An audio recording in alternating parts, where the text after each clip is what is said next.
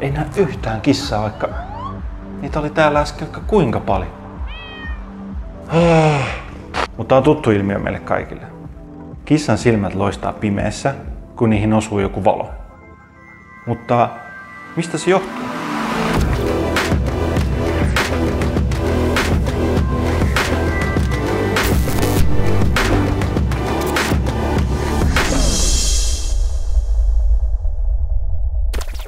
Kissan silmät tosiaan näyttää siltä, että ne loistaa pimeässä, kun niihin osuu joku valo, vaikkapa autoajovalo tai kameran salama tai taskulamppu. Mutta tämä ei ole pelkästään kissojen juttu. Sama ilmiö on nähtävissä koirilla, lehmillä ja vaikkapa krokotiileilla. Ilmiö on tosi yleinen selkärankaisilla ja etenkin niillä eläimillä, jotka liikkuu öisin. Muistellaan vähän silmän rakennetta. Silmä on näköelin, joka on suurimmaksi osaksi lasiaista, eli geelimäistä nestettä. Silmän tehtävä on havaita valoa ja muuntaa se sähkökemialliseksi impulssiksi. Itse näköaistimus syntyykin vasta aivoissa, jonne viesti kulkee silmän takaosassa sijaitsevaa näköhermoa pitkin. Linssi kykenee taittamaan valoa voimakkaasti. Linssi kiinnittyy silmään ripustimien välityksellä, joita puolestaan ohjaavat lihakset. Nämä linssin soikeutta voidaan säädellä. Linssin muoto vaikuttaa siihen, kuinka paljon valo taittuu matkalla kohti verkkokalvoa. Näin silmä pyrkii kohdistamaan valon tarkan näön alueelle, jossa valoa aistivat solut ovat tiiviisti yhteen pakattuna. Valoa aistivat fotoreseptorisolut ovat joko sauva- tai tappisoluja. Sauvasolut ovat erikoistuneet hämärässä näkemiseen, kun taas tappisolut näkevät värit.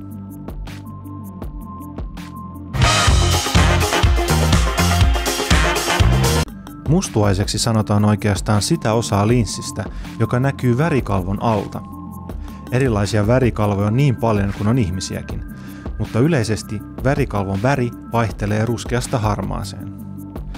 Värikalvoa voidaan kutsua myös iirikseksi, ja sen tehtävä on säädellä silmään pääsevän valon määrää. Kun valon määrä laskee, näkyvän mustuaisen koko, eli pupillin koko, kasvaa. Näin silmä pyrkii sopeutumaan hiipuvan valon määrään. Niille eläimille, jotka saalistaa öisin, tai niille, jotka yrittää välttää saalistajan hampaisiin joutumista, pimeä näkökyky on kaikki kaikessa. Jos fotoreseptorit, eli ne solut silmässä, jotka aistii sitä valoa, ei saa tarpeeksi signaalia, näköaistimusta ei yksinkertaisesti synny. Mutta on eräs toinenkin tapa parantaa pimeää näkökykyä, kun valo on vaan vähän saatavilla. Valoon reagoivat fotoreseptorisolut sijaitsevat siis silmän takaosassa, verkkokalvolla, jota myös kutsutaan retinaksi. Verkkokalvon takana on suonikalvo, jonka tehtävä on kuljettaa silmän soluille ravinteita sekä happea. Silmän uloinkerros on silmänvalkoinen, joka suojaa silmää. Tämä kerros on usein muilla eläimillä jotakin muuta kuin valkoinen, tai valkuaista on hyvin vähän nähtävissä. Okei. Miksi siis kissan silmät näyttää siltä, että ne loistaa pimeässä?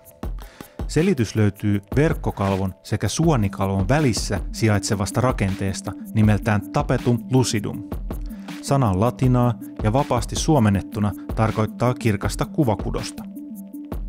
Tapetum lucidum toimii aivan kuten peili. Sen tehtävä on heijastaa valoa takaisin kohti verkkokalvoa ja näin antaa verkkokalvon valoa aistiville soluille uuden mahdollisuuden havaita silmän sisään tulevaa valoa. Tämä parantaa eläimen hämärän näkökykyä.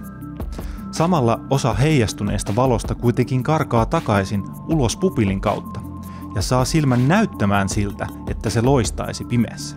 Silmäloisteen väriin vaikuttaa se, mistä tapetum lucidum on tehty. Esimerkiksi joillakin kaloilla tapetum lucidum rakentuu guaniinista, jolloin silmäloiste näyttää valkoiselta. Toisaalta lampaat käyttävät kollageenia, jolloin silmänloiste näyttää siniseltä tai vihertävältä. Kissoilla puolestaan tapetum lucidum rakentuu riboflaviinista sekä sinkistä, jossa sinkin määrä määrittää silmänloisteen sävyn. Ja siinä se oli. Thank you. Thank you for having me. I'm very honored to be on this show. Great show. Kissan silmät eivät siis varsinaisesti loista pimeässä, vaan ne heijastavat valoa, jolloin syntyy tämä vaikutelma. Heijastuminen johtuu tapetum lucidum-nimisestä rakenteesta, joka sijaitsee verkkokalvon ja suonikalvon välissä. Näin fotoreseptorisolut saavat uuden mahdollisuuden aistia silmään tulevan valon ja eläimen hämärän näkökyky paranee merkittävästi.